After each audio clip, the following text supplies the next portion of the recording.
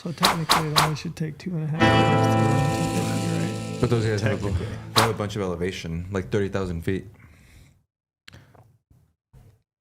That's the kicker. It's like running to the top of Everest. Past the top of Everest. What is Everest? 24? 24. I think You don't know that. You lied. I think Everest is 26. No, I think Everest is 26. No, Everest is 26 sounds more right. No, it's 23, like 495. How would you know that? Why do you know that? Because I'm an Everest fanatic. You are? I want to climb Mount Everest in my lifetime. What do you think about climbing Everest? Because right now it's just become like a business venture. You're insane. I knew that. I knew it was way taller. Well, 29,031. I thought it was over. I thought it was over 28. It was a confidence. You can't compete with the first AI. time you said it, you didn't say it with enough confidence. I was like, he's bullshitting. I can tell he's bullshitting. Can't beat AI. Don't you love modern day? Like somebody can say something and you just check it right there in the moment, like in 2 seconds. You just look at Omar's back in the day, face. you could con anyone. Yeah, that's how rumors started back in the day. He was like, oh yeah, this is this. I saw something where like I've only like when I was little I'd go with my mom, but like she'd like go like the nail salon, right, and get a pedicure. And you know how like they're talking in their native tongue. Like nowadays you could go in and like put in like your AirPods and like Google like translate will just translate what they're saying. As they speak? As they speak. Mm-hmm. Huh. So if you want to know if anyone's talking you've never seen. There's a funny Instagram. Yeah. You never seen it? It's pretty good. I won't get into it here, but it's pretty good. Yeah. I mean, I have funny stories of guys that speak Spanish, you know, and they'll like stop at the local Maverick in the morning to get their coffee or whatever. And they'll like hear, Pop off. Guys talking shit about them while they're standing there getting their coffee. And then they turn around and start talking to them and they're like, oh. Oof. Whoops. Yeah, you can't really, I feel like you can't really do it in Spanish. It's like, a lot of Spanish people is know too normal. Yeah, now. pretty common. Why do you want to climb Everest? There's like 300 bodies up there, and then I hear there's just like tons of junk. It's like space. There's just stuff sitting all over There's a whole side Everest. that's called like the shit mountain or something Right, like that. Where it's just covered in full shit. of feces. Yeah. Yeah. Because it obviously doesn't decay. Well, Right. I will say, Omar, my dad has always wanted to climb Everest too, so you guys have that in common. Yeah. It was just like one of those things since I was a kid that I've been wanting to climb Everest. I do just hate though what Trey was saying earlier. It's like just a commercial thing now, where it's like anyone who has the money can just go up and do it. You don't have to like really be trained for it. You can have Sherpas carry all your stuff. Yeah, no, you hire people to carry it up for you, right? Oxygen tanks. Yeah. Did people do it without any oxygen? Yeah, I think Sherpas do, right? people. Yeah. There's been people who've done it. Yeah. It just sounds pretty cool. And this is getting stuck up there in the line. You know that guy Omar, he's climbed Everest. That sounds like cool. Man. What do you think is cooler, climbing Everest or running 100 miles? Or harder? Harder, more like. Let's go harder. Harder? I don't know. You guys tell me. I mean, I haven't done either. So Yeah, I've only done one of those things. I have zero ground But to in stand on my and make head, an though, argument. I would think running 100 miles is harder than climbing Everest. You think so? This says as of December 2024, 7,269 different individuals have reached the summit of Everest. That's not that many, actually. But I think it's mainly a cost thing.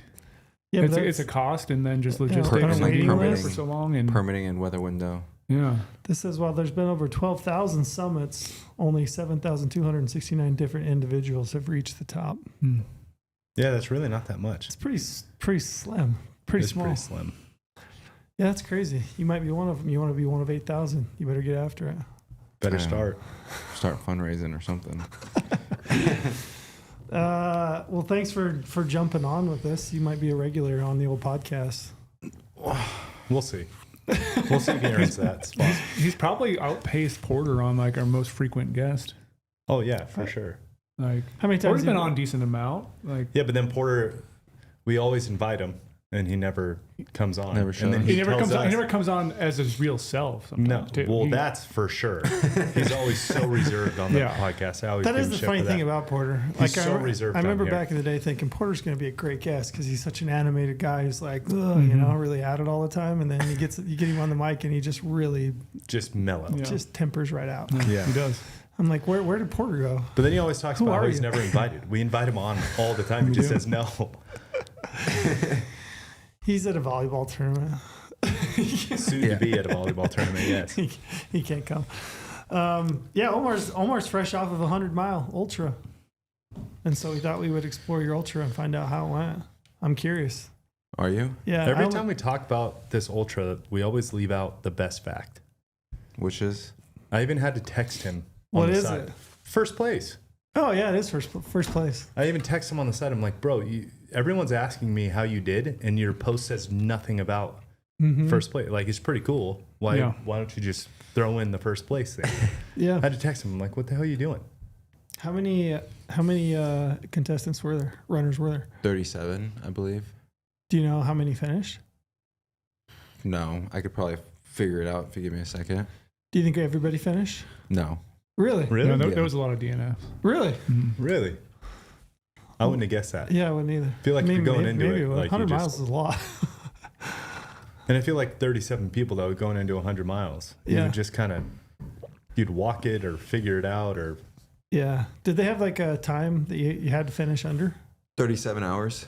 Okay. Yeah. So there's 24 people that finished, and 1, 2, 3, like 9 people that DNF'd and 2 people that did not start. They just like they got to the line. They were like, Just no, didn't show up. Not doing- Yeah, 2 people just straight up decided. They did I say hope they "You're not got there coming." and then didn't run. They just like got to the line. They were like, Nope, no, not not today. for me. not today. They're Yeah. pretty strict though. If you showed up, because the race started at 7, but you had like a 30-minute grace at 7:30. But if you started anywhere after 7:30, you did not start. Gotcha. And like there was an issue too. We're trying to clarify with people, like there's a time zone change, like right there. So like you're on Utah time and Nevada time. So like if you set your clocks wrong, he's like, we're warning you all the time how to set your clocks. We had to literally go in and like physically stop force it because that area is actually in Nevada time, even though it's in Utah. Or no, it's in Mountain time, even Yeah. though it's Mountain it was time in or a lot of it. Pacific. And so yeah, so if you messed up and slept through So it, what time were you on? Utah or Nevada? Utah. Utah. time, Yeah. even though you're in Nevada a lot. Yeah. I only had one question written down right here. Let's hear it. Did you shit your pants? Almost. That was the second question I asked him. It's literally the second Really? question. Yes. It's the second I'm question just I kidding. I asked have a him. bunch of questions, but I did have that one near the very tip top. It's the Almost. second question I asked him. That's, You all- that's a funny story. All right, do you want to do it now or do you want to get into it later? You want to get into it later? I mean, I kind of want to know now. yeah, okay, that let's go we're- here now. I want to hear now. Well, I mean, like, you know, I woke up and race started at 7 o'clock and had a Starbucks cold brew to, you know, kind of like flush everything out. Oil the body. Or the body. At least I hoped. Yeah. And then took a shower and everything, but you know, nothing wanted to come out of the body. So I was like, like that's a problem. And then at the start line, like I always, whenever I race, I always get like these like just nervous energy. Like you probably remember like of course. football, For sure. you know, guys have their different thing, like throw up, or whatever, like, or go to the bathroom a lot. Like I just have to like find a restroom like as soon as I start a race, or else like I'm in trouble. And I look back and there's just like a giant line for like the restroom, like whatever, like it's ultra, like we got all day. Like I'll go like at the next aid station or something, like 15 miles in or something. Running, race starts, kind of running, flying. I'm like, oh no, like this thing wants to come out right now. So I knew there was a aid station at like mile 3.6 or Did something they like have that. strict rules like, hey, you can't just like dip off the trail and do your thing? No, you can, but like that early in a race where like everyone's watching. The whole pack's there. The whole pack's there. So I'm just like, well, I'm just going to get to that They aid would have set a station. precedence. You just I know. let This them is what we're know. here for. This is what we're doing. Like, I'm here. Let's get comfy. Yeah. I didn't want to do that. So at mile like 3.6, they had a porta potty. They had an aid station at mile 3. Yeah. Which What? is weird. They call it like the pussy stop. So That's where you stop. That's why you stopped. that's why I stopped. That's why you stopped there. Yeah. Yeah. And everyone was like laughing at me as I went in and stuff. So it was like, it was fitting. They were. Yeah. And you're like, well, you guys, this is the last time you'll see me. Pretty much. Until mile 96. Yeah. So yeah, I had to do that, took care of business, and then went back to running. And then I was pretty gravy. Gotcha. But the funny thing is that when we decided to drive down that one road to see what you were at, he was still in first place even after. Yeah, that was funny. You See, ran to catch up, or you were that far ahead? No, I was that far ahead. What were your splits right away? It was like It was like 740. sevens, yeah, What? 740s, yeah. Yeah, Why? He was coming out cooking. Yeah, Nervous 740s. energy. Why? I always run super fast in the beginning. I don't know. I can't control it. There's so much here. I want to go back. Can we go back to the very beginning? When did you decide you wanted to run 100 miles and why? I've always liked Be honest. I've always liked the idea of running 100 miles. Like that idea has floated in my mind ever since like running my first Cam ultra. Haines and David Goggins. That's why. Yes, 100%. That's why. They put the thought in your head? Yeah, they put the thought in my head, and then I had to pretty much like convince myself that I could do it with like training and running. So at what point were you like, yeah, I want to run 100? Like, do you remember? 5 years ago. Really? Yeah. 5? Yeah, like That's a long time. 5 years ago. Like thinking about it, right? Where it's like, oh man, that'd be so cool to do one day, and then I'm like, no, I can never do that. Like that's for people that are like superheroes, or like. I think another thing too is like I don't want to just run it. Like I want to compete. You want to win it. Yeah, I want to like get top spots. So I don't know about win every single time because I don't know if that's possible. But yeah, I mean, I wanted to compete. That's funny because I would say 99.99% of the people that sign up for a half marathon or a 5K or 10K or a marathon, like none of them are thinking about winning it. Yeah. They're just thinking about like, I just want to finish it. Yeah, 95% are probably just going to finish, participate. At least, right? Yeah. Yeah. That's what I would think. Yeah. But are you competitive? I think the cool thing about running, it's like pretty much like you versus you. Into like a marathon, like I know I probably won't ever win a marathon just because you're so fast. You might like the Circleville 4th of July marathon. Yeah, I did win one, my first one, but like it was 2,000 feet a gain. Like I don't really consider that as like a real marathon. Is that the one I commented on your Instagram? Yeah. I was like, you actually did win that marathon. Like he didn't even brag then that he won a marathon. Yeah, that's weird. So at what point did you sign up for this 100 and how did you pick it? Well, I wanted to run that race, and then I figured if I'm going to run 100 miles, it's going to be this year because I felt like my fitness was really good in terms of like running fitness. And then I wanted just to do it for something that really stood out, which was, kind of raise money for conservation, and, talk to Lane a lot. Just like, what do you think about this idea? And like, kind of this is like what I'm thinking, essentially like pitch my idea to him, and see if like, he thinks like we could back it on GOHUNT side. He's like, yeah, like, seems like a pretty good idea. And then that's kind of where it became like a reality. So I had already like the race picked out and everything. Found this race in Wendover. This was probably like 2 months ago, and then kind of just like told him, this is my idea. Like, what do you think? I really want to do this to fundraise money for conservation. If we don't think it's a good idea, like no problems. I'll probably just go run this race and just, run it to run it. But it'd be cool to kind of like run it for something that like stands out and means something to me. So yeah, that was kind of like the backstory on that. Did you know anything about Wendover? Zero. Wendover's a great place. I was texting Brady because Brady was telling me kind of about it. I mean, I learned more from Brady than I did from you about the race. And I was thinking like, yeah, Wendover's got some, some pine and juniper. I know that there's, some bighorn sheep in some areas that are close to that, but it's mostly desert. But then when I heard it was like, this is mostly just salt flats. Yeah. Right? I was thinking, man, that's sounds like a terrible first 100 to try to run. Yeah. Because there's like no scenery, right? Zero. And it's a lot of it I would assume was probably not single track. It was probably like Jeep trail or just open country. Exactly like that. Like the whole thing was like open country. I think I saw 2 trees. Awesome. Remember our first experience when we drove into Wendover and we saw that critter in the hotel? The critter. Critter. The human critter.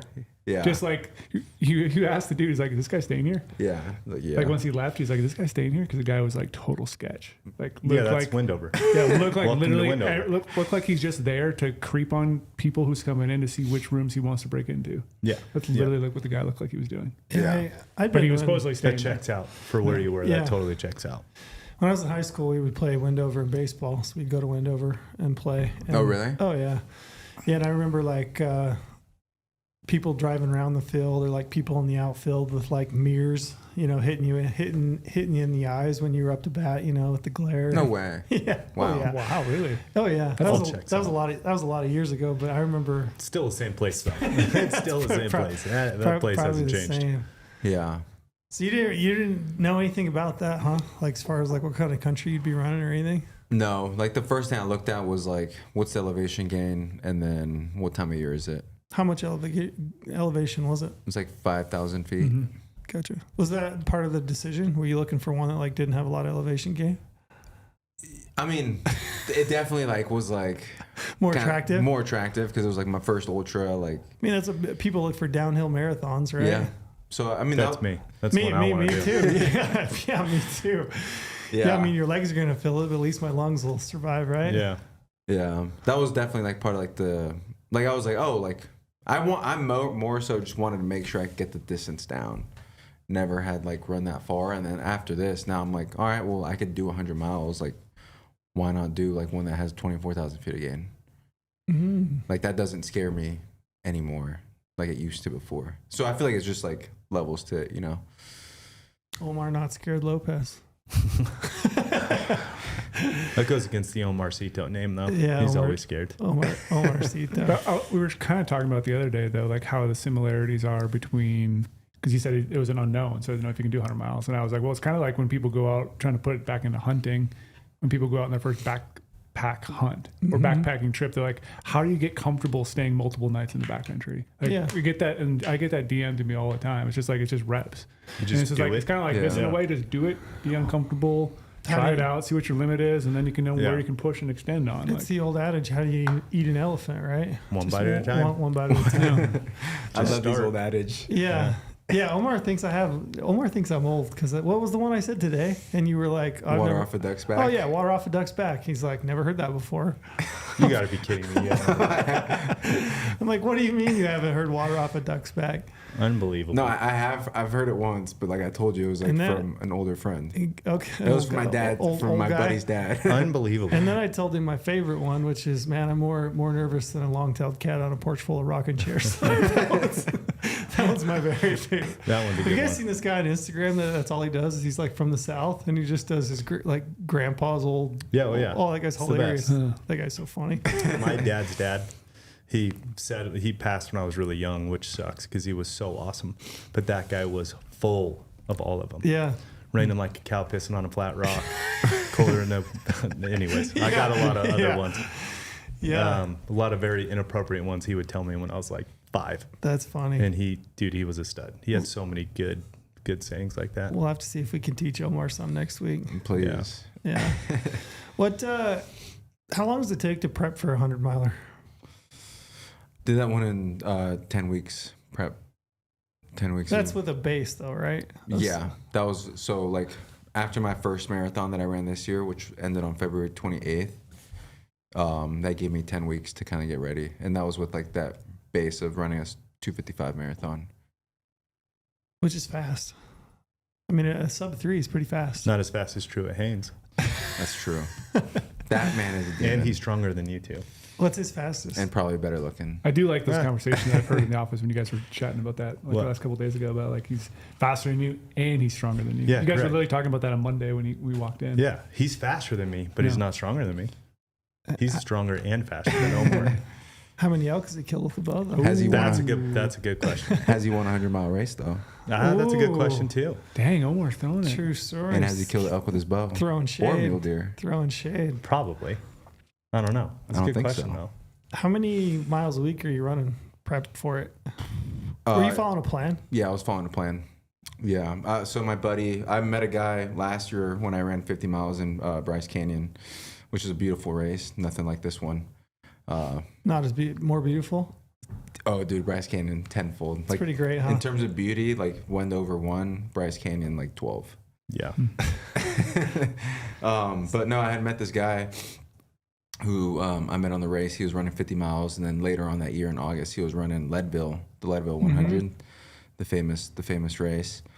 And after he ran that, I had the idea in my head, and I was like, oh, like I want to do 100, like, you know, whatever. And he sent me a plan, So I just had that plan probably like last November, December timeframe. And then when it actually came to run the race, I had the plan printed out and everything and kind of like looked at it and looked at all the mileage and stuff. Is that the same plan you sent me? Yeah. That's a sick plan, yeah. It's by David Roach, who's like one of the guys who's like really good at the 100-mile distance, like super fast. I think he set the course record at Leadville 1 year or something. So how many miles a week? You kind of like start at like 50s and then work up. You get like a peak week, so you're like 110 miles, and you kind of like come back down. By the end of it, I was like 48. So I don't know, probably roughly like 70 miles a week is what I'd say. 110 in a week though. Yeah, 110. That was. It's a lot. That's a. Yeah. That was a week you're running like 10 miles in the morning and 10 in the afternoon. Yeah. Try to get that in. How many miles contiguous like was the most that you prep like in prep time? 30. Was it all 70 days? Or all 7 days, sorry. 6 days. 6 days a week? Yeah, so Monday was my rest day. So So it's an run 18 and a third mile average a day. 18 miles a day average. Yeah. For 6 straight days. Yeah. It's a lot of miles. It's a lot. My girlfriend hated me.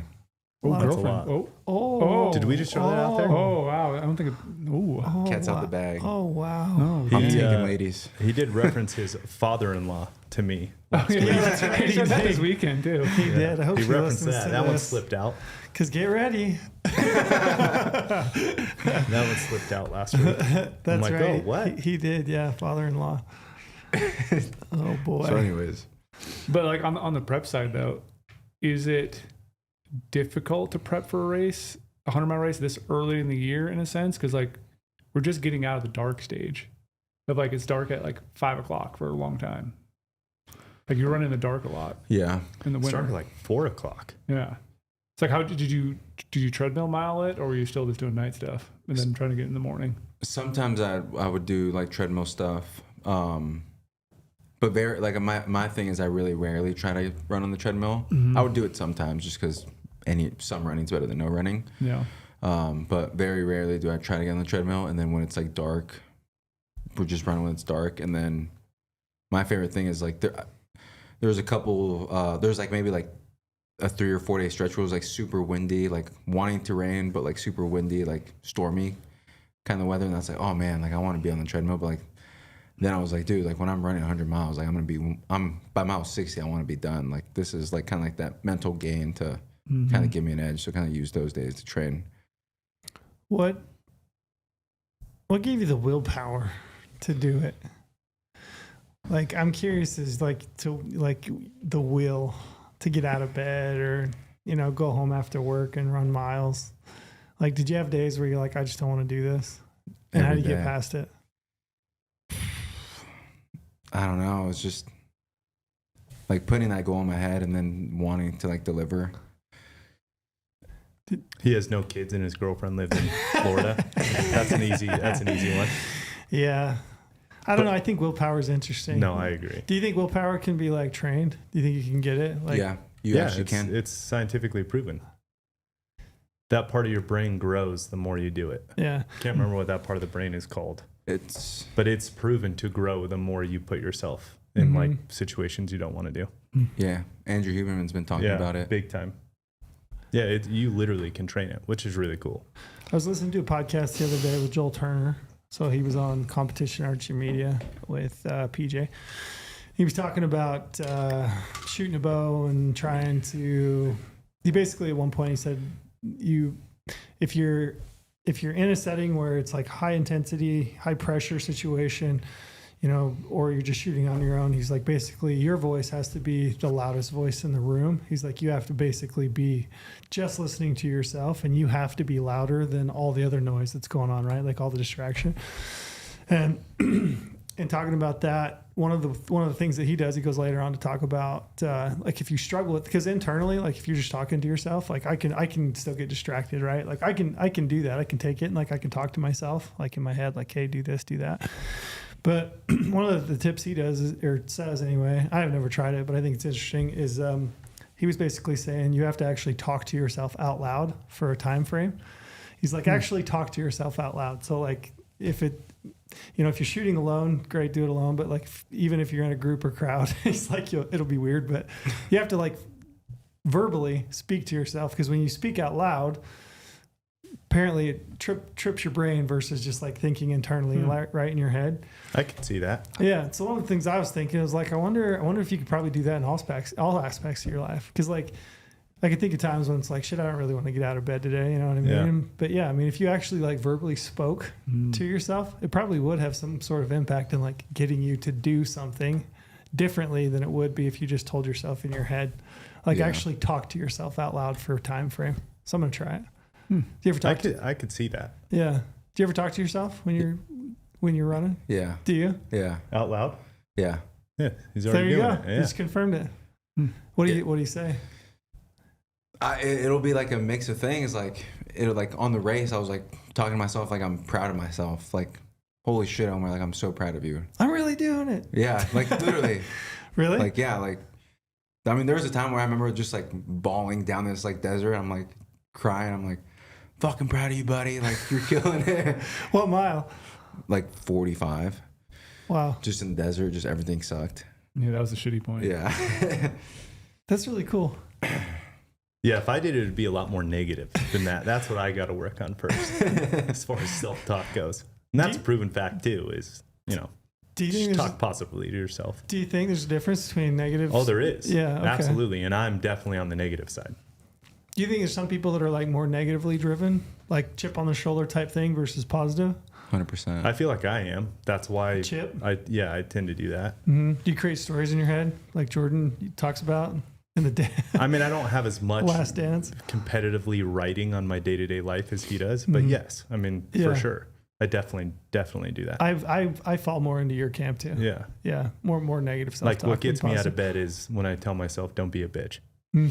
Like that's my, like going down that path. Yeah. I can't wait to tell rumors about to you. Like, oh yeah, Cam said this about you, Trail, that you're gonna mess up the stock today. And you're like, so that way you get more motivated. Cam Henderson, by the way. That was I'm gonna like add a little bit of like fire. Bother me because I don't care. No, I'm trying to say, like, I mean, I would try to add a little bit of fire to you so you can perform better. Yeah, it would be like my own past personal failures are more of a motivation than like somebody. In fact, I'm like, agreed. I'm like more obstinate. Like if I heard somebody else said something, I would just be like, no biggie. Yep. Like I could care less. Same path for me. Yeah, even if it was probably the best thing for me, I would probably do the opposite because I'm like a little bit of a contrarian in that regard. But yeah, I would say I'm very similar there. Yeah, that's nobody can talk as negatively or like as make me more competitive than I can talk negatively to myself. Sure. Like if somebody says something to me, bro, I've said way worse things to myself. Me like too. Keep talking. That's how I am. I'm just like whatever. I don't care. Yeah. Yeah. So what was race day like? What was like getting there? Were you? Oh, it was 10 minutes. It was 10 minutes away. It was. Did like, you guys go up the day before? The day before, Thursday. We had to like do packet pickup Thursday evening, so we got there like at 5:30, and then just went straight to packet pickup. Pretty much got our little packet, which was essentially just the bib, and then had like a race meeting with kind of like things to remember to pack, do's, don'ts. You guys probably had rules. what, a 6-hour drive, 7-hour drive? 6 hour drive. What's going on in your head during that drive?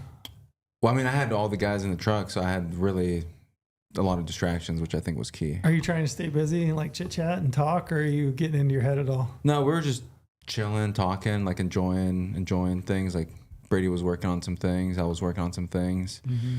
Just Brady's Joe too. Drive. Brady in the car, he gets more work done than it's anyway. really easy, dude. It's crazy. The guy gets more work done in the car. Who drove? My buddy Chris. Oh, gotcha. Yeah. Any self-doubt during that? Any intimidation? I was just pretty confident in the work that I put in, where I was like, and I know like this isn't like a giant race. Like I know the top 100-miler guys aren't like looking at this race like signing up to go run Wendover. So I'm like, oh man, like. Well, that's what's funny is like most people it wouldn't even cross their mind. Yeah. Like me, it never would. I mean, I've ran halves and I've ran a bunch, but like I never thought like, oh, I wonder who's going to be there and win. Like I just wanted to finish. Yeah. Yeah. So that's interesting that you were actually thinking about, I want to win. Well, I was looking at like the race participants, like, which is cool. And then like, cause like on this website called like Run Sign Up, you could see all the race participants, their previous races and kind of like their rank score. Mm-hmm. So I'm like looking and kind of like squaring myself up to everyone else. I'm like, all right, like this guy might win. Like this guy might win. Were there other first timers?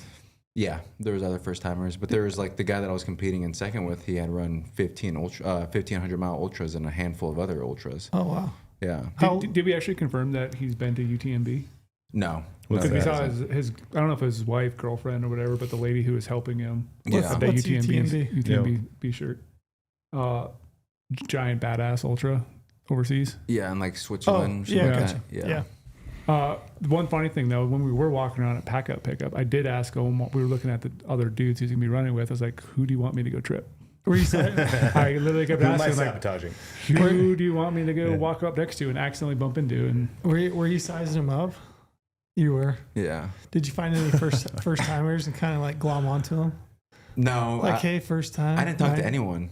Well, Pack and Pickup 0. Like the other funny He was thing. focused. He was there to win. Yeah. that Well, guy. here is his determination on the winning side. So the funny part, we did drive on the salt flats for a little bit after the packet pick. We took the truck and started driving around, got some like shots or whatever of Did some shots. did some shots. Basically looked like a truck commercial, a Chris's truck, but we took the drone out. And then when we came back, he made an effort. We stopped back by the race official people, like, what's the course record? That's literally what Omar said out the window. He's like trying to figure out what the course record was. What is it? it's like just under 15 hours. Yeah. Oh wow, it's smoking. Smoking fast. Yeah, so it was It's fast, but fast. he was like, had it in his head to ask because he kind of probably wanted to try to see if he could break it if it was like 18 or 19. Yeah. Yeah. In my head, my goal was sub 18. So I missed my goal by an hour and 45 minutes. And that tells you, and I felt like I gave it my absolute all. So What'd you do the night before? How do you prep for that?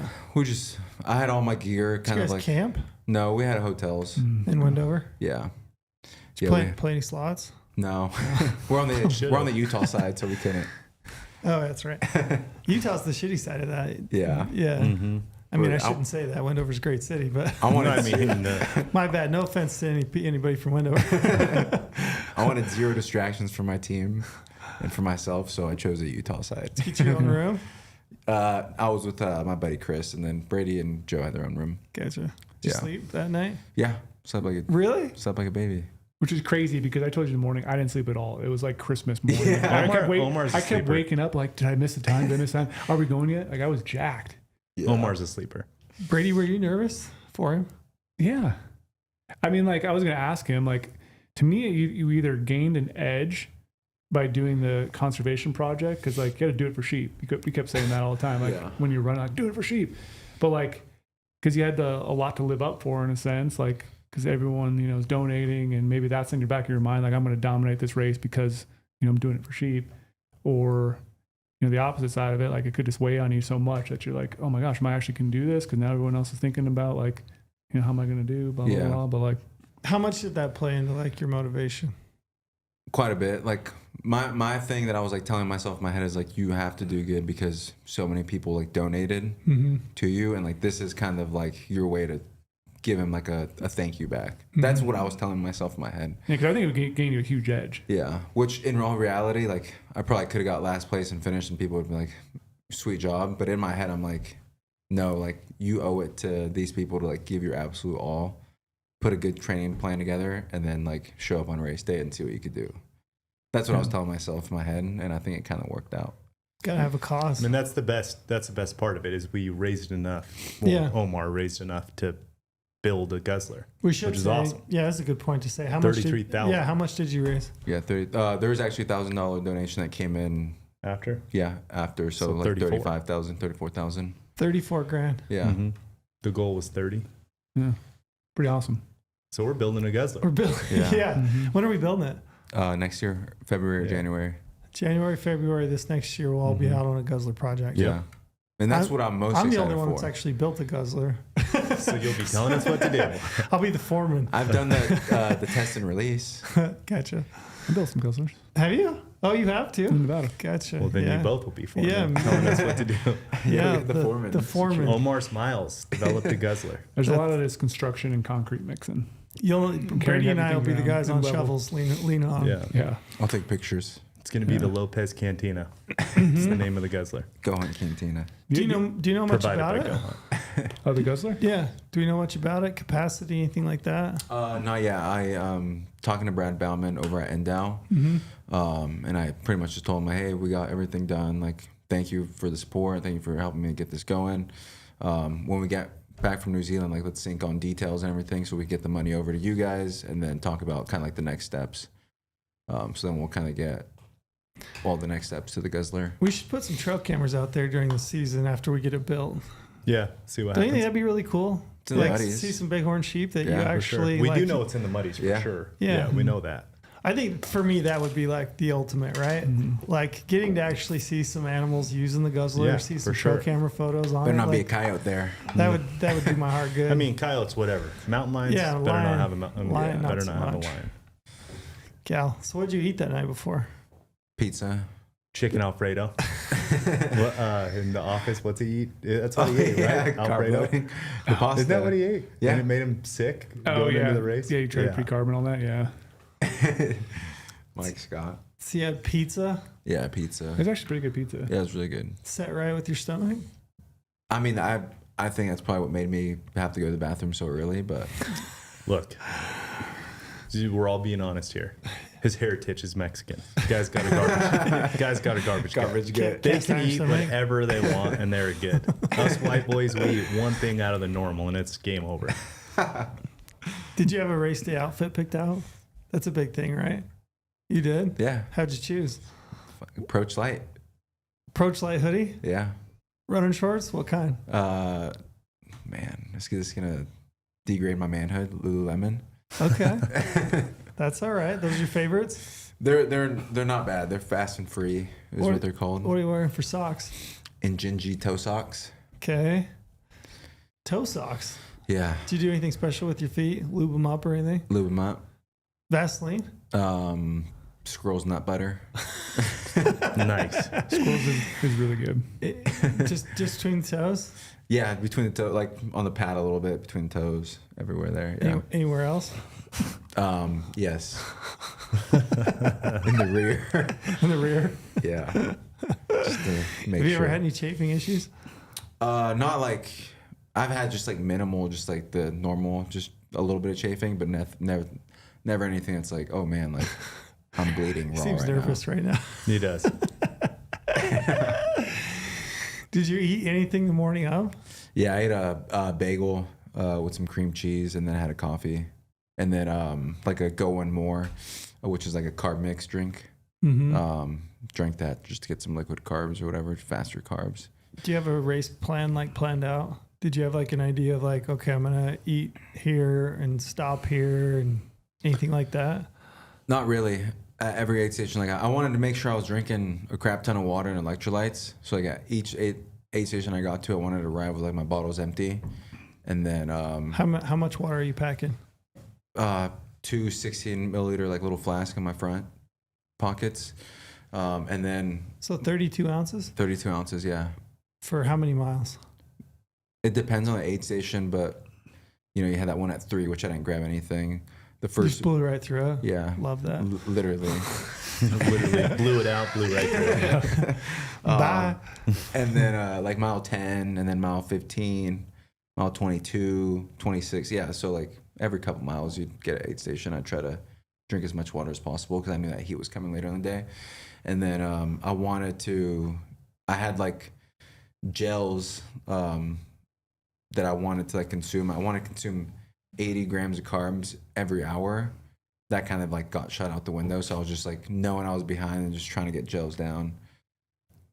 The other difficult part going back is they changed the course on us Yeah. 10 hours before we had to go to race. They put that in the rules that they can change the course within 12 hours and a 12-hour notice right before the start of the race. And supposedly there was too much water out on the salt flats, so they had to change it, Yeah. which put a kink in my plan because I had worked like 2 hours. Yeah. They Shout out to Setting Brady. up what you were going to do. No, literally, shout out to Brady. Brady knew more about the race that I was going to run than I even knew. Yeah, I'm not surprised. Yeah, I mean, That's yeah, what I- Brady I does. geeked out. I've been asking Brady questions all day about this trip I'm about to embark on for 10 days. And Brady, I'm like, this is what what about Brady this? does. Yeah. He's got all the answers. Because the reason why I wanted to have it dialed, because I'm like, okay, if I'm helping Omar, I have to know every little detail about it. Yeah. And so part I thought was going to be the coolest is like, well, I'm kind of techie. I know how to run maps really well. Like we both have Garmin and Duro 2 watches. Like we can have the race course on our watch. So like, I don't want him to get lost. Like I do not want him to get off course. But you had a disclaimer though too. I did disclaimer at the end, yes. But I was like, I don't want him to get lost at all. I don't want that to be the reason he's not taking first. So like I literally, the course was you could kind of download it from their website, but it was in a KML file and you can't transfer a KML file onto the Garmin watch, and then none of the tracks connected. So what I did is I took that file, put it into a different program on my computer, basically what I was doing back in like GIS days when I was building maps and tracks and stuff like that in the mountains. But I was able to sync up all the segments of the aid stations into one long continuous track and mark all the aid stations. So it would tell you, all right, you have 2.2 miles left until you get to this aid station. You have to take a right, or it would take you left. It would like turn by turn directions on his watch. And it would show him all the elevation profiles. So you could actually look at how many hills he had coming up, so you could like slowly pace himself properly. Brady did all the work. Oh, he literally did all the work. But then like I did all this work to convert all these tracks, marked all the aid station properly. And then they changed it. Yeah, then they changed it. But even I put like, all right, this is mile 23.6, this is mile 45 in aid station 1, and I put on their crew or no crew. So he would get like an alert, like if this one we can meet him at or not meet him at, because there's some we can't. And then they changed it on me. So then that night Brady's also, furious. I'm furious. Like I already sent it to him. I already have this file. And I have it private because I'm like, I don't want any of these fuckers to also be able to download my map I just created. Because if I put it on the Garmin app, other people could download it like day of. So I'm like, I'm keeping it private. Logistics is a good competitive advantage. Yeah, having really being is. better at logistics is Huge. a huge competitive So I advantage. kept it private. So I made a file for myself and I gave it to Omar to put on there. But then they changed it. So I stayed up all night for a while getting the new course built on there. Built it. And then in the morning I had it on my watch and my phone. But I'm like, Omar doesn't have it now. This is hilarious. So I had to make the fucking thing public, and I'm like, I don't want anyone else to download, but I had to make it public to share it, to then give it to Omar. Then I couldn't make it private again, so I'm like, I don't want anyone downloading it, but this is the last thing we have to do. We don't have time to pull up my computer, have them log into the Garmin's website to try to transfer it. So I did not want other people to download. I'm like, well, what are the odds of people like trying to actually find the course track that day, the morning, day of? Yeah. But like, I rebuild everything again to make sure you had turn by turn. And So did you have turn by turn? Yeah. Dude, did it help? Brady wins. Oh, yeah. Brady wins this whole The thing. elevation profile. Brady won the really race. Pretty much. Brady won the race. No, but I did put the disclaimer. I'm like, it's really accurate, but still make sure it's, like the turns are correct. Which was good because historically, like even Truett hit me up on Instagram. He sent me a DM and he was like, "Hey, just be careful because my buddy ran the race last year, the 100-mile race, and he got lost." We've never seen him since. He's never been back. In the desert. He in the was salt. my buddy.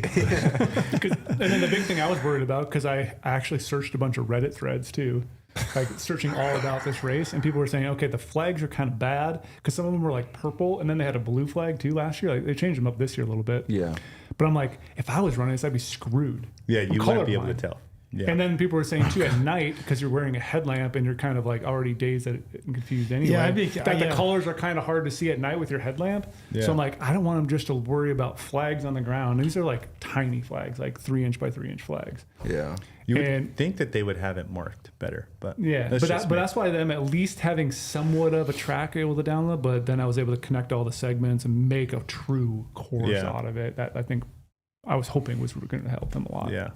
At least give them confidence. Know you can just run and then like, oh, I have this much farther to go, this much elevation gain. Like, Yeah, it was literally like having Siri on my watch, and then my phone would read out like slight right turn at mile. You know, That's awesome. So Were it's you pretty listening to anything? Cool. I listened to one podcast, a little bit of like Guns N' Roses radio, and that was pretty much it. Welcome to the Nice. jungle. Yeah. Enter Sandman. Oh, Enter Sandman before the race. no, that's good. That got you going. Yeah. I was getting hyped up. What's that one college team that walks out to Enter Sandman? Clemson? Is it Clemson? I think it's Clemson. Yeah. Every college team. No, dude, there's like one. Probably One walks famous up. one. It's South Carolina, Clemson. It's one of them. It's one of them. But you know what I'm talking about. Yeah, though. oh yeah, I know exactly. And Yeah, I get that idea in my head, like I'm walking out and just fans are going crazy. There's no one around. LSU, South Carolina, Clemson. It's got to be one. I Of feel like those. it's Clemson. I think it is too. Yeah. Did you have a race pace that you were trying to maintain? Yeah. 1040s. 10:40. Yeah. So this first mile, 2 miles, 3 miles, you took off at 7 something. That was. Are you thinking? No, it was what, like wait, your, it was what like am your I doing? first 20 you were cooking. Yeah, my first 20, I was doing really good. Like Yeah.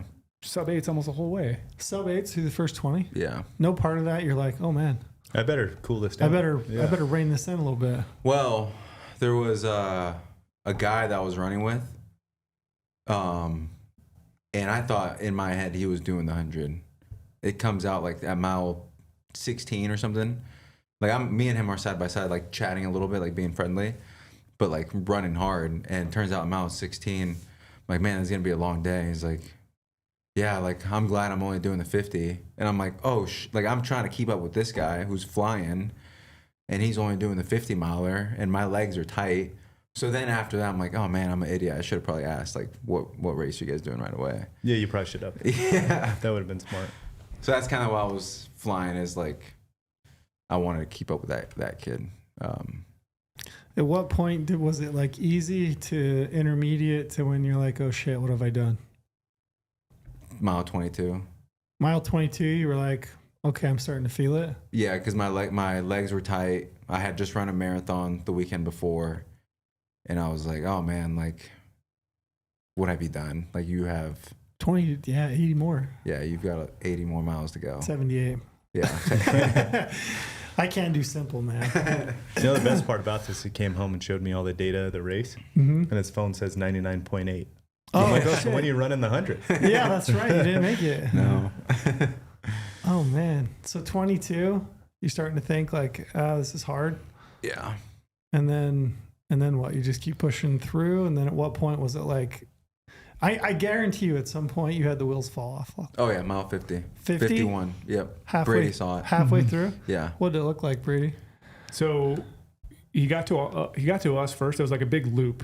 So it's a big like rock pile thing that I run out to. Yeah, they call it the island. Yeah, the island. Yeah. It was like, and I think one of the aid stations out there was Sheep Camp or Sheep can't. Yeah. yeah, something like that. So it was like 20-mile loop in this island, and it was getting hot. Like it was towards I think maybe it was after 1, maybe it was noon. I can't remember. No, you actually got to the aid station before noon at 30 miles. So it started at 7 and you're at 50 by noon? No, he was at 30.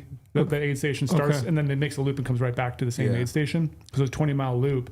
But like that was starting to get super hot. And then you came back in, and we were looking out, and we could start seeing him coming. Like, we think he's walking. And we're like, there's no way he's walking.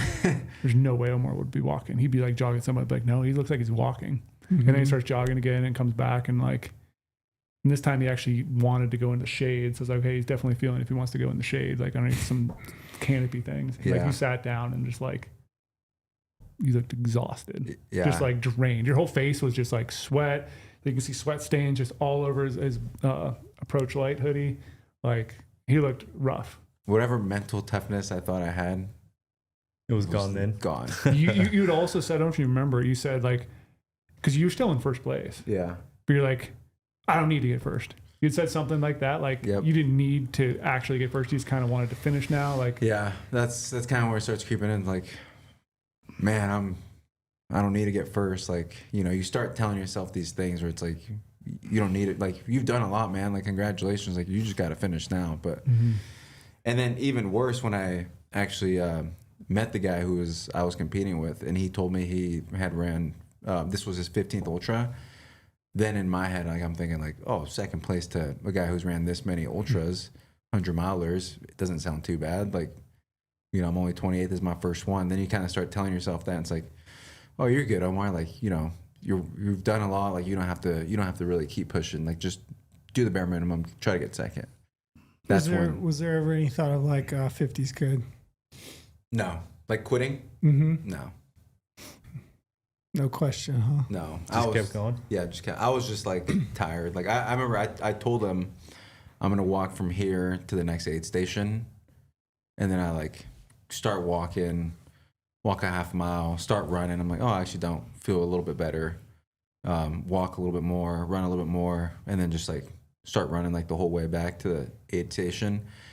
And then I got to, I was like, oh, like, I think I got my wheels back again. Like, I sat down again one more time, and that was like the final time I sat down. Drank a Coke, some Gatorade, ate some solid food. And then that's when I, like, after mile 60, I pretty much got my legs back. 60. That's when you were back in it. Yeah. Mentally. Yeah. Did you expect that? Did you know that? Like, did you talk to anybody that said, hey, you're probably going to have like a hard time from like 50 to 60 and that you probably get that second wind? No, but I have heard like when you run these ultras, like your body is like your mental and like your body is different 30 minutes. Like it could be different like 30 minutes later than it was 30 minutes before. So I had experienced that for the first time. Like I actually hit a true wall to like where I felt like I really can't do much right now. Overcame that and then was like running 9-minute miles. Yeah. You also, like you said, you didn't sit down anymore. Yeah. You said at one point, you think when you left 50 and then you got to like, I don't know, 54, 55, they had another aid station. You're like, hey, I'm not sitting anymore. And then you like started feeling better not sitting down. Like, Yeah. sitting down was like cramping you up. How much time you spending in an aid station? It was pretty quick. Yeah. I spent the most in the 51 miler one, which was like 8 minutes or something. Oh, that's it. Yeah. And then the other ones I pretty much only would fill up water, like get a quick bite and head out. Like, and then most of the times, like if I was getting food, I would take the food with me as I walk, and I would walk. So I wouldn't cool down that much. Cause I feel like my legs and my muscles like tense up when I start to cool down. That's also why I don't like stopping too much when I'm like on hikes, because like my plantar fasciitis and my hamstrings will just kind of tense up. Yeah. What'd you think?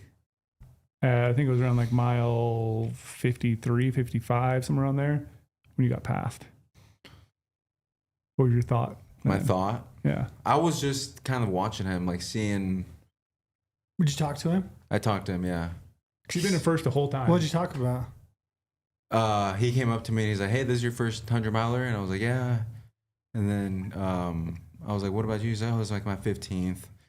And it's like, it's my third time That's running. what I would say if I was that guy. Yeah, for sure. And then it was like, it's my third time running this course. Oh, I'm really? like, really? Yeah. And then he's like, I don't know why I always sign up. Like it's not that there's not much to look at, blah, blah, blah. So we kind of joked about that. And then he told me like, I think when the sun goes down, like you're going to do really good. And then he kind of like took off and he was like, well, good luck, man. Like, I'll see you around. And I was like, all right, good luck. And then I kind of just like watched like what his like physical kind of signs told me. He like was looking tired, to be honest, like, kind of like running easy.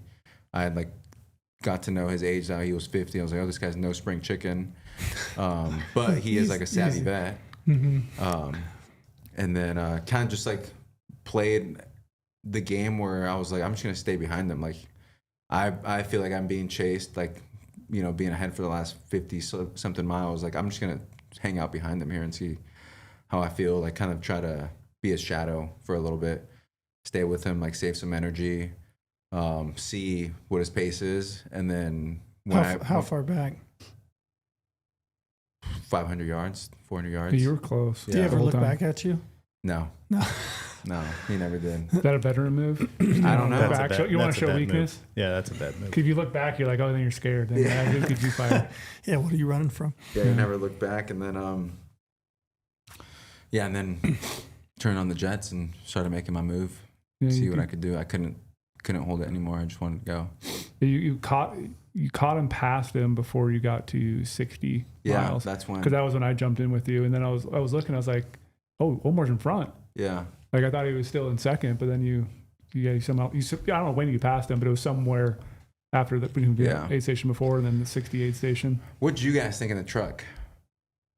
We came up behind you and obviously saw you, then saw him out in front. And Chris instantly, he said, oh, the guy in first looks strong. Really? He's like, he looks good right now. Like he said, he looks strong and he's going to keep going that pace. And we were kind of like, Omar's right behind him now. He's keeping up with him. So like maybe that's the strategy right now. He's just going to do his thing. And you just had said earlier too, like that was a super hot section again. Yeah. So I think that also was crushing you. Like it was really, really hot in that once you left 50 to like mile 68 station. So maybe we were just like slowing down and pacing or I thought it could have been maybe because of the food, because this was the first time you had a bunch of solid food at 50. So I don't know if that was, but like the dude looked like he was running pretty good. Yeah. He's a good runner. Were you looking forward to having pacers? Oh yeah. Like how many miles out where you're like, oh, if I can just get like this blank more, I can get a buddy. I think it was perfect. Like at 60, I think the strategy worked out perfect. Like Brady was going to pace me from 60 to 80. Then Chris would hop on from 80 to 96. Mm-hmm. And then I was like, the original strategy was I roll in with 0, with no pacers the last 4 miles or whatever. But that switched. But I think it worked out perfectly. Like when I got to 60, I was feeling strong. And then I just had Brady to hop in with me. And then like we kind of like chatted for a little bit and, you know, put our heads down and just started working. Yeah, what I really liked too is once we got to that aid station with those guys from the Navy. Yeah. All those kids that are going to be in the Navy. Like they're super cool. And I was like, that's kind of badass to see. All these dudes are out here. They like, just kind of jumped in. Yep. And then we had that big hill. Yeah, giant hill. And we maybe started slowing down once or twice, but we ran the whole hill. Yeah. That was a big hill. Yeah. I felt like we were like I never saw a second. Even when we got to 8, I looked back, like he wasn't anywhere. No. After that hill was kind of where we started kind of like dusting him. Mm-hmm. Started putting on the jets for sure. Yeah. And you were looking good and you're feeling good. And we were chatting and you even had that joke about like you were at like a 5-something marathon pace right here going up the hill. And I was like, yeah. Don't look like it, but whatever you need to tell yourself in the head, you're going fast. Yeah. I think that was a big part in the race too, where we ran that whole uphill section, like stopped like a little bit, but like just to like power walk and then would run it. Just having a buddy. Yeah. With you. Yeah. Something to get like your head off of things and just, you know, and then Brady's legs were fresh. I could keep up with him. And were you pissed at him because his legs were so fresh? No.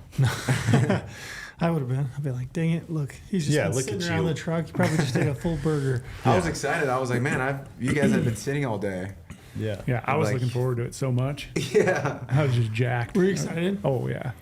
I was really excited. You were looking forward to it all day? Mm-hmm. All day. What was it like for you? How many miles did you run? In total, I did 24. But 20 in that first one. And then, like you said, he was going to do the last 4 miles by himself. And that was the furthest you'd ever run in one time. Mm-hmm. How did it feel? Really good. I got a little tight on my calf muscles, but I don't know if that was just because of the uphill we pushed it the whole time and never really took any breaks. But yeah, I fully enjoyed every second of it. It was so fun. I just kept trying to tell Omar, like, well, let me know what pace you want me to set, and I'm going to set it, and I'll keep it. I got it calculated in my watch. I was really got it all calculated. I was looking at my watch. Let me program it in. Hey, that last mile, we were 4 seconds short. We need to pick it up. I mean, I wanted to use data, and that is a pretty cool thing about like you in particular, like your personality, like you're very into like the data, which has like kind of like bled off into me. So like when I'm like looking at my watch, like I'm trying to like look at all the data too now, like because the watch will tell you like where you're at on this climb and like how much more you have to go. So you can actually really use it to your advantage to you know climb and like not be so blind. So that's what was cool with running with you. And then when I picked up Chris, the guy has an Apple Watch. And I'm like, come on, man. Like, I wish you had like all this data on your phone to like kind of help me up on this mountain, but whatever. No, yeah, that was a blast being able to pace with him.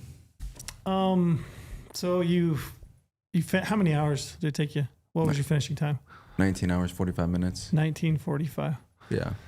Was it pretty euphoric? Yeah. Yeah, it was. It was just like that feeling like oh man, like it hurts, but I like this is what I wanted, and then like no one can take that away from you. Mm-hmm. Like I laid down and I kind of want to just like. Did you get a third win when you could see the finish line? I thought I did, but no. It was like such like a mind game. No. What time did you finish? Do you remember time of day? It was like 2:45. 2:45, yeah. Something like that in the morning. 2:30, 2:45. Yeah. That's kind of nice. You got a big chunk of time to run at night. Yeah. I think night running's probably a lot easier. It was cooler, but it like, you know, after all that running, like your legs are just, personally, my legs were smoked, done. Like it was hard for me to like to imagine in my head, like you're telling me you're on a flat section and you can't run at least like a 9-minute mile. Like in my head, I probably would have told you that before. I was like, no, there's no way like I could do that. But when you're actually there and you're mile 96 in and you have, you know, 4 more miles to go and you're running a 14-minute mile, then it makes it pretty real about just like how much effort goes into this. Well, then we joked too when we were running the night section. We got to like mile 75 and we were like, oh, Cocodona 250s in a couple days, and if we were racing Cocodona right now, you'd only be 75 miles in of a 250 mile race. Yeah. Like trying to put that in your head, like how Only halfway. yeah, Or no, Not even. less. like a third. Yeah, only a Even- third of the way. Like that's a crazy thought we had in our heads. It's like, it was pretty easy then. I don't know how you get over those. Like, I think it's one of those things. I think it's like you wanted to do a 50. You did a 50 a year ago, right? Yeah. And then you were like, oh, I really want to do the 100, and I do 100. And I bet if I asked you now, you would say that your ceiling is higher. Like, you would think, oh, I did 100. I know what 100 feels like. Like, I know I can do it. I know what it feels like. I know what to expect. So like your ceiling raises, right? Yeah. So like I've ran a bunch of halves, but like the most I've ever ran at one time was like 18 miles. That was like part of a relay. Mm-hmm. And I had the same thoughts. I remember thinking, shit, if I was running a marathon, that'd be another, that's a bunch more miles, another 8 miles, right? And you just think, man, there's no way I could do that. I don't know how it's interesting, and I haven't cracked the code, obviously. Maybe you could tell me how, but like, how do you talk yourself into that? You're like, I can do this. There's a lot of self-talk. Yeah. And then a lot of prep, I guess, I assume, probably helps. Yeah. I think just like, if you could get your mind around like the prep that it takes, I think that it's pretty easy to convince yourself into what to do and how to do it. I think everybody kind of has this thing. I mean, it could be running, it could be killing an elk, right? Like I talk to people all the time. They're like, yeah, this is my 5th year. This is my 10th year, whatever. Like I haven't ever killed a bull. Right. And they'll be like, how do you do it? How do you crack the code? And you try to like give them like, tips and tricks and tactics, like, maybe call here, maybe this time of the day is the best or whatever it might be. But like, you can't really, until you've done it, it's really hard for somebody else to like tell you how to do it. Exactly. But then once you do it, it's like right now, I don't ever feel like I'm not going to kill an elk. I always feel like I'm going to kill an elk. Yeah. I'm like, man, if I'm going elk hunting and I got 10 days, I'm going to kill one. Yeah. Like, I just know I'm going to kill one. But then to a lot of people, it just seems like it's like rocket science. Like, I just can't figure it out, Yeah. It's interesting. I don't know how I guess you got to clear the hurdle, and then I think it just builds upon itself. And I think we've talked a little bit about confidence, but I think that's how confidence works, right? Yeah. Like, you have to be confident to do it, but the more you do it, the more confidence you gain. It just like rolls downhill from that point on, Yeah. I think that's what I like about ultra running too, is like, I feel like it goes hand in hand with hunting, like not only on like just like stepping up and like the different races that you get to do, but also just like the preparation that you put behind it and getting ready to like go on like such like a big endeavor, like a 10-day backpack elk hunt or 100-mile race. And I feel like it goes kind of like hand in hand for what I love to do. Dude, we're gonna do a real world experiment here next week. So Brady and I talked last week on the podcast. We kind of laid out what you think is the most important in terms of like getting it done in the mountains. And hunting. Is it physical fitness? Is it what were other ones we had lined out? Mental side, mental toughness. Is it shooting? Weapon proficiency. Is it skills like e-scouting and stalking and glassing and those kinds of things? Because I think we have like the whole gamut in camp.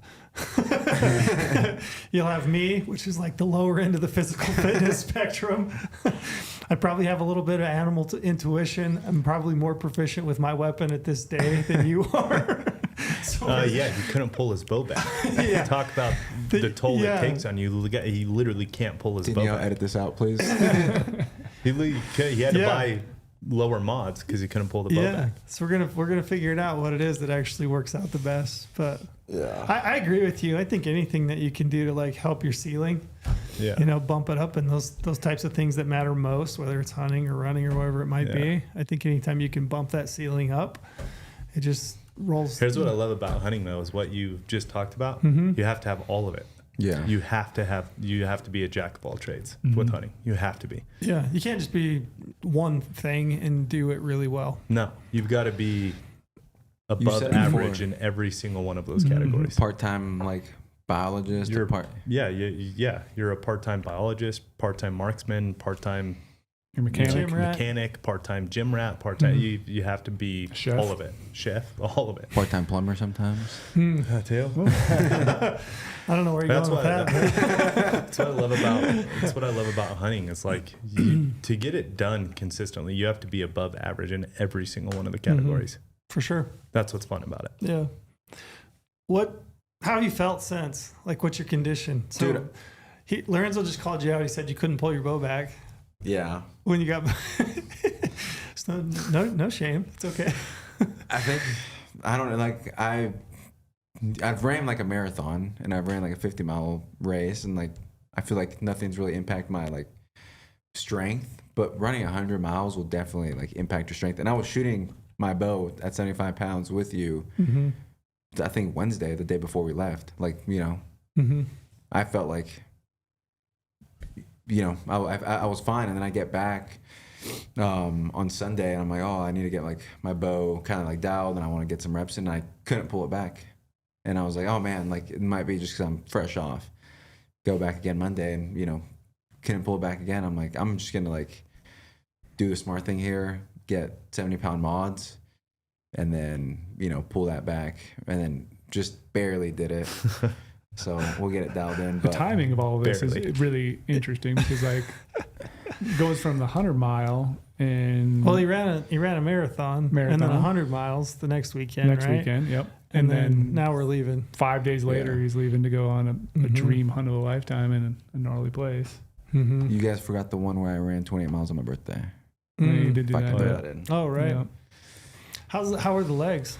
How's the feet? Dude, I feel like I could run 100 miles right now. Any wear and tear, blistering issues? No, my knee kind of hurt. My just legs are tight, but I think just some general wear and tear. But after the race, like on Sunday when I woke up in the hotel, when I got back home, we had already made it back.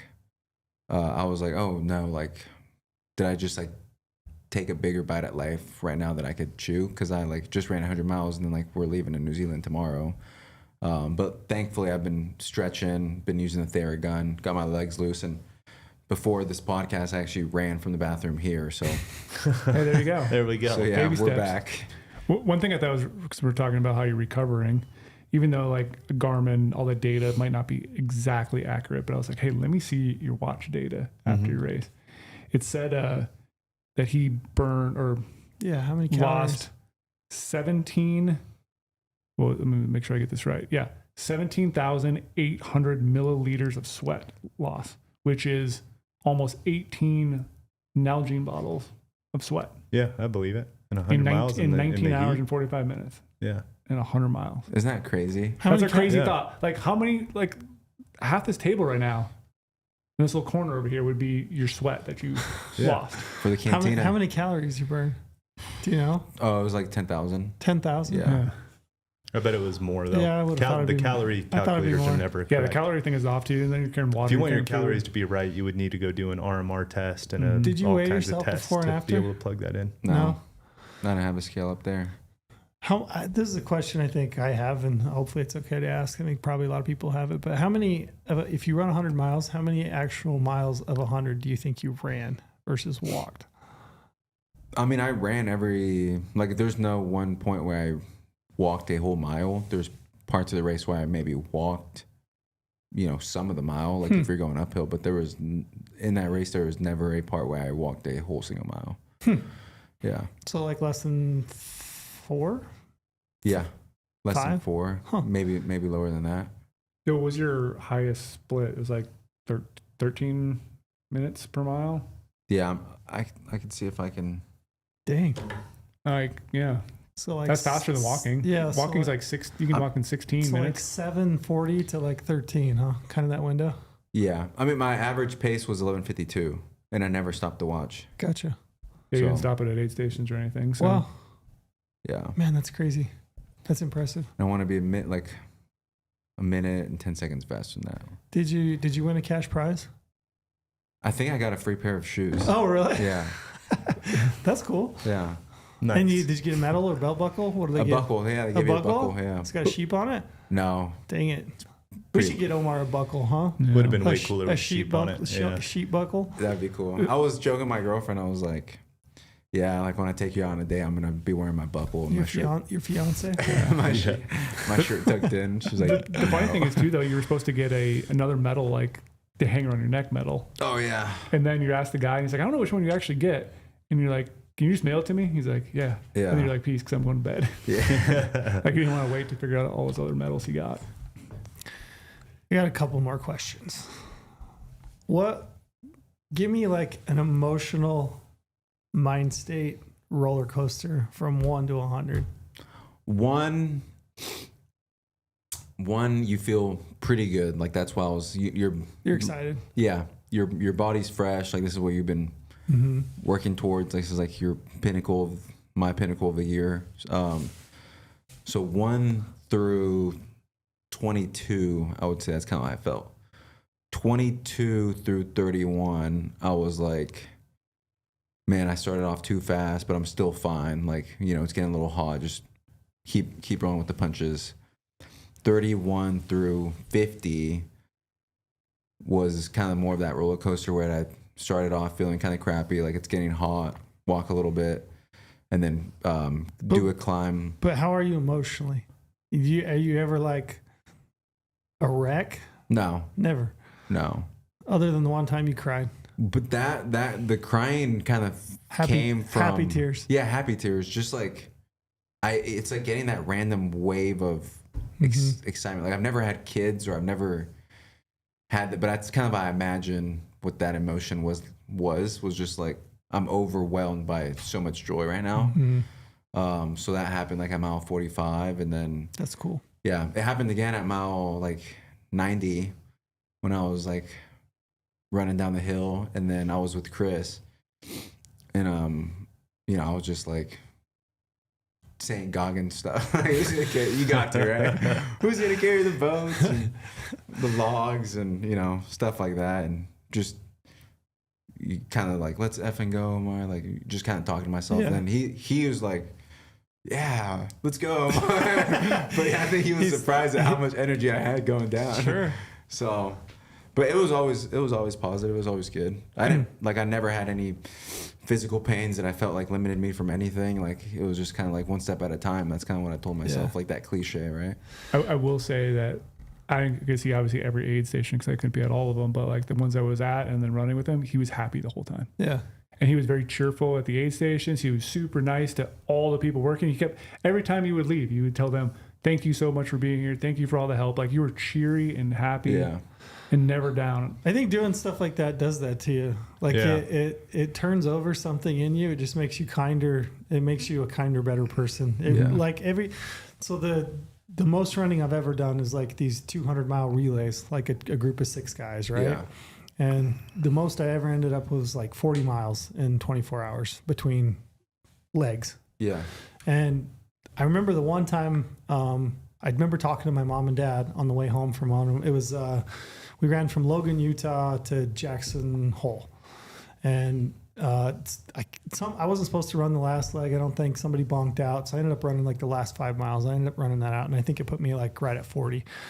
And I remember talking to my mom and dad on the drive home, and they were like, how do you feel? How you doing? Or blah, blah, blah. But like every one of those I've ever done. And I remember specifically that. And I remember telling my mom and dad, like, I've never felt like more just good. Like I just feel like I feel good. I feel down to earth. I feel grounded. I feel more kind. I feel happier. I don't know why. I don't know what it is, but like doing something like that, it has this like emotional impact on you, and it goes out into everything. It doesn't last forever, but I can definitely tell you that like I relate in that I felt that. Like it just makes you feel grateful. Mm-hmm.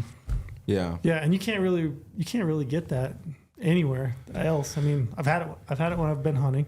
I've had it from hunting for sure. On those just insane grinds where somehow it ends up in your favor. Yeah, it works out. Or you're driving home and you're just like so grateful for every aspect of your life. Almost every hunt that I've done out of state, it's been like a real grind like that. Like the drive home is one of my very favorite parts of it. It's because you get this time to like reflect, and you just like sit in it and you feel so good. Mm-hmm. You feel like grateful. About things you haven't even thought of in your life though too. You're like you start thinking about being grateful for things you haven't even taken into consideration. Yeah, forever. For it years. just makes you mindful of everything, right? Yeah, like you stop at a gas station and there's a line and you're just like, oh man, it's great. You know, you just feel good. I don't know. These people are here too. They're sitting in line. Yeah. Yeah. I remember I killed a bull one time in New Mexico. Same thing. Backpack hunt, 10 days, shot this bull. It died. And that's like one of the only times in my life where I just like sat down and bawled. Like I was just so relieved and happy and grateful and like this is like physical, emotional dump. Yeah. And I think you only get that through doing some stuff like this, which is super cool. Yeah. Yeah, definitely. Like at every aid station, I made sure I was like, hey, thank you. Like when I got there, thanks for being here. And then like, again, when I left, like, thank you so much. Appreciate it. Thanks for taking the time. And then I would always make sure with these guys, like I remember always asking them, like, how are you guys doing? Like, you guys good? And they're like, yeah, good. Because I want to just kind of like, even though like in my head, I'm going through something like where I might not feel like as good, like I want to give out the impression that I'm actually having like a really good time, where like physically like I'm not really having No, a but good I think time. it was probably genuine, Yeah. right? Whereas like your day to day, I think about that a lot. It's like I'm not that guy every day. I haven't been that guy a lot. Do you know what I mean? Yeah. 99% of the time, I've not been 99.9% of the that time, guy. I'm not that guy probably, but like, yeah, it does something to you, Yeah. which is one. And I'd messaged Brady. And I told him, I can't remember what I told you, but it's something to the effect of like, yeah, remind him of like, and that's the reward in doing something like that, in my opinion. At least it has been in my life. It's like, that's the reward. The reward is just this like, oh, I probably dropped some F-bombs to Brady, but I'm looking it up right now. You can keep going. I'll find it. In a second. It was pretty good. But it's cool. Sometimes you need to be reminded of that. I wish you could bottle it up, huh? Man, if only. Just take it in a pill. world would be a better place, I think, if we could do that. Yeah. What'd you learn about yourself? Go ahead. I found it. Got to remind him how euphoric it's going to feel to finish that. That kind of shit will change a life. Yeah, well, Yeah. it really does change your life. Yeah. Yeah, no, it definitely is like very euphoric. And I think that's why people get addicted to this kind of stuff. Like first thing I did when I got back, when I woke up the next day, I was already looking at 100-mile race. So.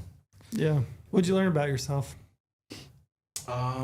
Just that take everything like a digestible, like, you know, take things at like digestible pieces, and you'll kind of like end up on the better side of things. So like I think what that translates to life is like, you know, just take things like one step at a time, you know, whether it's like different things that come up in life, and try to stay as positive as possible and like kind of like, you know, head up moving forward, and you know, you'll just end up on the right side of things, I think is what I learned from that. Yeah, because I've always like heard the cliche, right? You always hear the cliche kind of, you know, talked about that and like maybe different aspects or said differently. But I think it relatively is pretty true. Like if you just, you know, take everything at digestible bits and have a good attitude while doing so, like you're gonna end up all right. And then just be always like true to yourself. Like, you know, don't lie, don't do these like wrong things, and you know, just overall be like a good person. Yeah.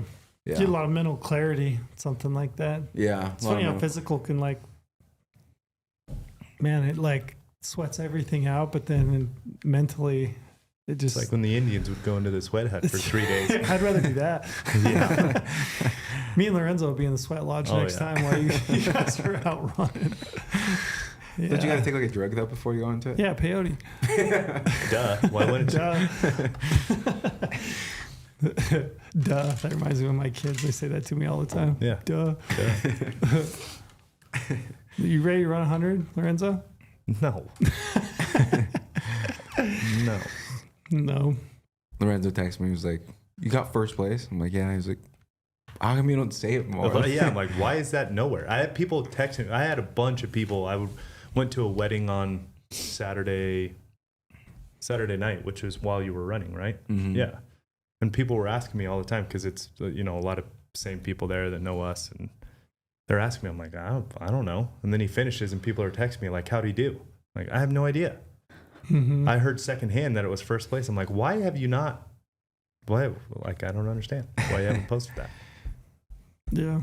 I think it's just one of those things that I don't know why I didn't really talk about it that much. I wanted it to just kind of be humble. I don't know if that's the right word, or Was it your 50 miler or was it your marathon that you didn't even wait to stick around to get your medal after one of these races last year? Oh, that was my 60K. Yeah. See, like he doesn't really care about it that much. Like you literally left without getting a medal. Like that's what a lot of people go there for, is to get a medal. Yeah. Participation trophy. Yeah, you're just like, I raced it. Peace, guys. I got a pile of them. Yeah. Now they're like They're hanging on a hanger collectibles. in my closet. Yeah. And that's exactly what they are, participation trophies. 'Cause none of them say first or second or third or 10th or 50th. The buckle whatever. doesn't even say first, so. Yeah, no buckle. That is ridiculous, though, that they wouldn't. There's not something know. for that. We'll have to get you a buckle. There we go. A big Big giant old one. sheep on it. With the 'Cause I know you guzzler. got cowboy boots you can wear it with. Big hat, Yeah. for sure. Pointy boots, though. Mhm. He's Mexican. He's got to have those Oh, little yeah. pointy boots. Hipster boots. Has to. That'd be a good look. I can't. You won't catch me wearing those, Dad. Yeah. Come on. You have to. I feel motivated. I don't know, Yeah. man. I think it's really cool what you did. I think it's cool that you had a cause too. I think it's neat that we're going to be able to build a guzzler. That's what I'm most excited about, is to have all of us that are sitting at this table, plus other employees, Wild Sheep Foundation, Nevada Bighorns Unlimited, hopefully other community members that donated and that want to come out and volunteer. That's like generally what I'm super excited for, and like what I'm looking forward to. Looking forward to hunting season, and then building that guzzler, and then we'll see what else I'm excited for. Best name ever. Lopez Cantina. The Lopez Sheep Cantina. Yeah, there's nothing better. You should probably take that and like actually open a real bar and call it the Lopez Sheep Cantina. It would be pretty epic. I have seen some comments too out there if we filmed this all, and we did. Yeah. And we're going to keep filming it while we're doing the Guzzler project as well. So there's going to be a lot of video content coming out from the race and Guzzler and all that good stuff. So Yeah. that was cool. And Joe's a beast too. Yeah, Joe's a Joe beast. is a beast. Omar and I were commenting while we were running the whole time. Like when we'd meet him at aid station, he'd be running backwards, like literally running backwards, and then stopping and doing something and running way out in front of us to try to get shots again. Like he's an absolute beast. Or his little drone would be like hovering above me. Yeah. It's like, what's up, Joe? Joe is a beast, though, honestly. The guy's Yeah. great. Yeah, We got lucky on that one. Mm-hmm. he is good dude. Yeah. I was asking him today if he had a nickname. I feel like he needs a nickname. Copper Kid. Oh, Copper Kid. Yeah. That's it. Yeah, There you it's go. his nickname. Right on. Or- That's not the one he went to. No, that's his Instagram handle. Yeah. Or if you're Spanish speaking, they say they call him El Rojo, right? Or Rojo. I haven't heard that one yet. No, yeah, he told me that. Rojo. That's a good one. Red I in like that one. Spanish. But Well, cool, man. Anything else you want to say about your run? do we hit him with the promo? No, wait, we'll get promo. You want to do promo? Do it. I don't Hit want it. to do that. I don't know. Let's Let's the have promo. Omar hit the promo. Yeah, Yeah. it's a promo. Omar, Has hit to us with the promo. promo. Dude, I don't know the promo. Come You have on, to. hit us with the promo. Guys, it's like my Give fourth. it your best shot. use code. This is the best promo we've ever I done. agree. Keep going. Shout out to Sig. Great. Nailed that. Use code podcast to sign up for an insider account. Bunch of deadlines coming up yet. Washington, Oregon, Nevada deadlines today. So you missed that one. you missed that one. Wyoming deer, Arizona deer and sheep. We got a bunch of stuff coming out. So get out, do your research, and use promo code podcast. What does promo code podcast give the listeners? It's gonna give them $50 back when they join Insider. So you can use it for a ton of awesome gear in our gear shop. Like 6 hours. Yeah. That's pretty good. That was good. Decent. Did I get the job? I mean, no. That's decent. It was decent. It's good for on the spot, though. Still got brain fog from the 100 Yeah. miles. Yeah, we'll that's see. it. That's it. I was gonna say, sounds like we need to get you like in front of a computer at a trade show doing some demos. Yeah. No, I think it's really cool, man. Congrats. It was awesome. It was It's really, motivating. That's what I think it is too. It was Like, really even for cool. everyone else who I saw, I was reading you the comments, motivating for them, motivating for me. Like Yeah. it was cool to see. That was the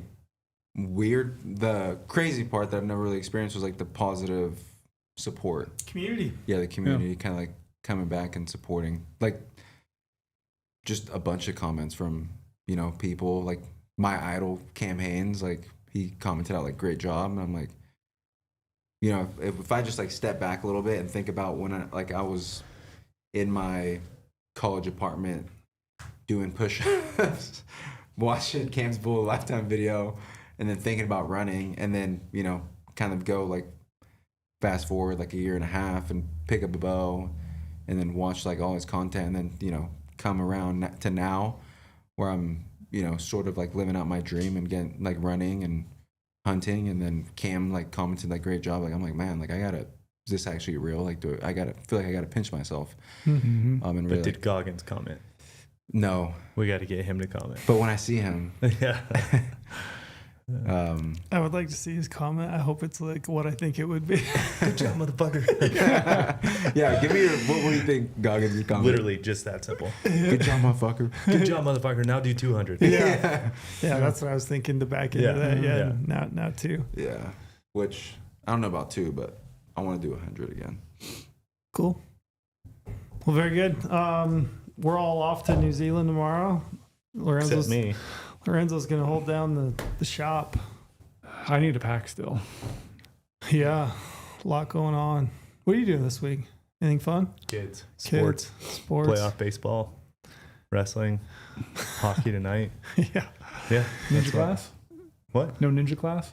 No ninja class. We're out of that. We're booked up in full-blown sports now. Ninja class was great, though. It actually is a brilliant idea, because when I grew up doing gymnastics, just as like an athletic thing. You know what I mean? Learn how to use your body. That's what a lot of parents did back in those days, in Vegas at least. I don't want to speak for anybody else, but gymnastics is like kind of weird now, because it's kind of like a girl thing, right? If we're just being honest. So a lot of boys don't necessarily want to do it. So this ninja class, it's gymnastics class. They just market it as a ninja class is what it is, and it's all boys. So it was actually really cool. I wish he would still do it, but he wants to play sports more. So what am I going to tell him? Next time Turtle comes in, I'll put a good word in. Yeah. It was great for athleticism. Like phenomenal. He definitely progressed because of that class, no question. So I wish he would still stay in it. Yeah, gymnastics. But he'd rather play a sport than do gymnastics, which I can't blame him. Yeah, sure. And we're 6 days a week, so I need at least one day. You gotta have one day. So you're saying, am I motivated to run 100? No, I'm motivated to get my kids through. Yeah, you know, that's my. You run 100 every week, chasing your kids around. Oh, there you go. They're at least driving them around to sports. Yes, for sure. Yeah, I'm motivated to start running again more. Yeah, just to up it. I don't know. I go back into that spot where I'm like, I haven't done that, but like I go in my own little way. You're in a spot to do that though. Like I am not in a spot to take on any selfish accomplishments right now. Yeah, it's like I'm the furthest thing away from that. It's hard when they're young, man. I'm trying to manage selfish accomplishments right now. Sure. Because every time I think about it, and I'm like, I'll save that hunt for later, or this for then, or whatever. You got a call to action to people that are listening? Anything you think they should do? Help out in conservation as much as you can. Yeah. Like, you know, locally. But like if it's just volunteering, like, you know, get involved like whichever way you can. You know, that's kind of what I want to show to like the younger generation of like hunters that's out there. It's like, you know, we're gonna like, you know, we're like the next class to bring, you know, hunting and keep growing it. So I think, you know, getting involved in conservation and going out volunteering at the guzzler projects, or, you know, fence stuff, or, you know, planting bushes, whatever it can be. Just get involved and be part of the community. Didn't they just do a massive sage project in Utah or something? Yeah, they're always doing. Like a massive one though, right? Like 2 million sage plants or something. Yeah, they in fact. Yeah, they have these my boss, Gary Bezant, at the division, come up with this little stick. It's called a Schussler stick. So it's like basically this, I think that's what it's called, but it's a stick essentially like, you know, you poison gophers? Mm-hmm.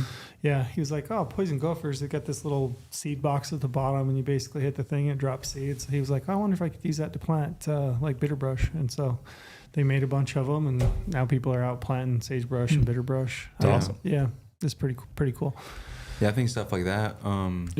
You know, I want to personally like get more involved, do more things. I think it's cool to like, you know, be out in the landscape. Mm-hmm. I know when we did like the catch and release sheep project last year, like I got to like touch a live desert bighorn, which was pretty cool. So you get to see some pretty cool stuff too. Mm-hmm. Helicopters are coming in close. Dead, it's pretty cool when they're dead. I'm just kidding. Hopefully one day for all of us, but Watch my wife draw a sheep tag this year.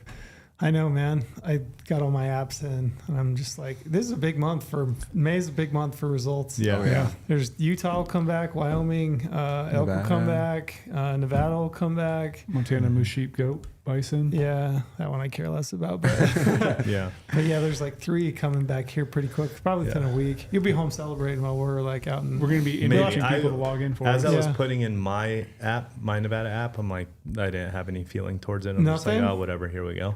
When I put my wife's in, I'm like, oh, she's drawn. You got a vibe. Like, I just got a vibe. And I mean, who knows what that's going to lead up to, but I'm like, watch, she's going to draw the Cali tag because that's what finishes my slam. Right. She's going to draw it. I always get a vibe, but then I don't get the result. Yeah, I'm like, right? Damn it. So who knows what it's going to shake out I'm to, like, but I got a I vibe. can't put weight into those vibes. Yeah. He's the big vibe guy. Vibes, yeah, vibes are everything. Well, thanks for jumping on with us, Omar. Congrats again. Thanks for having me. Nice work. And we'll talk when we get back. Cool. Can't wait to hear about it.